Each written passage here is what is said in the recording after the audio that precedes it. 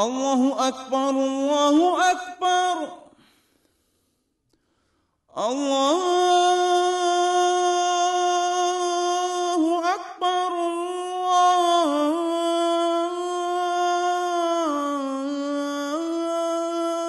الله أكبر أشهد أن لا إله إلا الله وحده لا شريك له وأشهد أن محمدا عبده ورسوله اللهم صل على محمد وعلى آل محمد كما صليت على إبراهيم وعلى آل إبراهيم إنك حميد مجيد اللهم بارك على محمد وعلى آل محمد كما باركت على إبراهيم وعلى آل إبراهيم إنك حميد مجيد السلام عليكم ورحمة الله. Bienvenue dans l'émission consacrée au mois béni du Ramadan. Aujourd'hui, je vais vous présenter quelques-uns des nombreux aspects bénéfiques du jeûne en général, mais également du jeûne du mois du Ramadan en islam. Une étude approfondie de la nature démontre qu'un phénomène similaire au jeûne pratiqué par les êtres humains est observé dans le règne animal, mais également dans le monde végétal. En effet, les botanistes ont remarqué que pendant une période, les plantes n'absorbent plus l'eau et les sels minéraux contenus dans la terre, et qu'elles ne se nourrissent plus durant un temps bien déterminé, ce qui leur permet notamment de réguler le cycle d'apport énergétique tout au long de l'année. Dans le règne animal, on observe que les insectes et certains animaux passent la saison hivernale en puisant uniquement dans leurs réserves qu'ils ont emmagasinées le reste de l'année. Ainsi, ils assainissent leur organisme. Ce phénomène peut être assimilé d'une certaine manière au jeûne des êtres humains. En ce qui concerne l'homme, le jeûne est parfois prescrit d'un point de vue médical. Par exemple, les personnes qui doivent subir un examen en laboratoire ou une intervention chirurgicale se voient prescrire un jeûne qui précède justement leur examen pendant une période variable.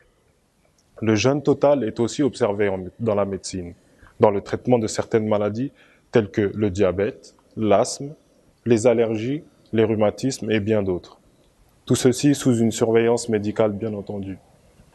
Dans la religion, le jeûne a depuis très longtemps été prescrit et pratiqué par les suivants de ces différentes religions.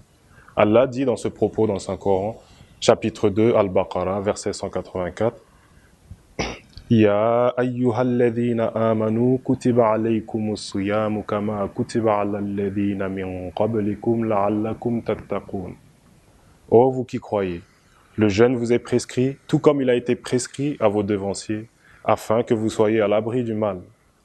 Le mot Ramadan, selon la terminologie arabe, signifie deux chaleurs. La première chaleur est celle qui est ressentie dans le ventre, qui est causée par la soif et la faim. La seconde chaleur est celle qui est ressentie au niveau spirituel et qui résulte de cette communion entre le croyant et son Créateur. C'est la venue de l'islam qui consolida la base de la pratique du jeûne dans le monde entier en recommandant une période fixe de 29 ou de 30 jours, selon les mois lunaires. Ayyamam ma'doudat, un nombre de jours prescrits.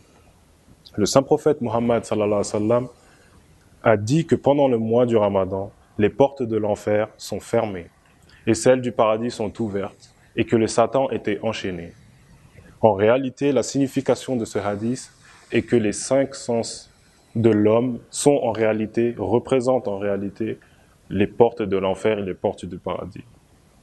Pendant le mois du Ramadan, le croyant est exhorté à orienter ses sens vers la vertu. Une restriction est imposée à chacun des désirs de l'homme. Les portes de l'enfer sont les 5 sens de l'homme. Le jeûneur est enjoint de retenir ses sens de tout mal, mensonge, agressivité, médisance, ces actes qui mènent le croyant sur la voie de l'enfer, la voie du mal. Au cours du Ramadan, nous devons orienter ses sens vers la vertu, la patience, le souvenir et l'adoration d'Allah. Ces actes qui mènent le croyant sur la voie du paradis, la voie du bien. Le but est donc de faire naître une vertu à la place de chaque mauvaise habitude. Les musulmans sont invités à mettre en pratique, pendant ce mois béni, ces recommandations afin de les inculquer en eux-mêmes.